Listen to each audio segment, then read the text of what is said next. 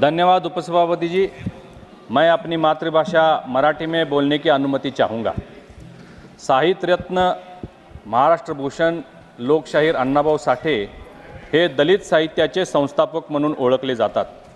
त्यांच्या साहित्यिक कार्यामुळे समाजातील दुर्लक्षित आणि शोषित वर्गाला आवाज मिळाला आणि सामाजिक न्यायाची चळवळ अधिक मजबूत झाली। त्यांनी आपल्या लेखनातून दलित समाजाच्या वेदना आणि संघर्षांना आवाज दिला। त्यांच्या साहित्याने दलित समाजाला अस्मितेची जाणीव करून दिली आणि आत्मसन्मानाची भावना निर्माण केली।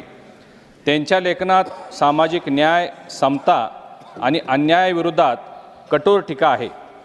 माझा रशियाचा प्रवास या प्रवास वर्णनात त्यांनी रशियातील समाजवादी व्यवस्थेचे वर्णन केले आहे।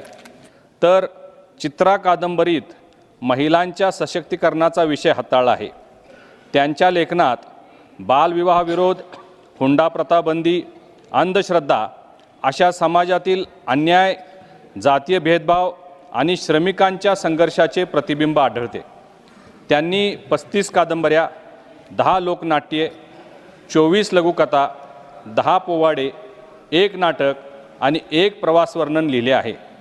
त्यांच्या फकीरा कादंबरीला राज्य पुरस्कार मिळाला होता। अण्णाभाऊ साठे यांच्या साहित्याने भारतीय साहित्यावर आणि समाजावर मोठा प्रभाव टाकला आहे। त्यांच्या लेखनाने अनेक लेखक आणि विचारवंतांना प्रेरित केले आहे। त्यांच्या साहित्याचे अनुवाद रशियन, चेक, पोलिश आणि जर्मन भाषेमध्ये झाले आहेत।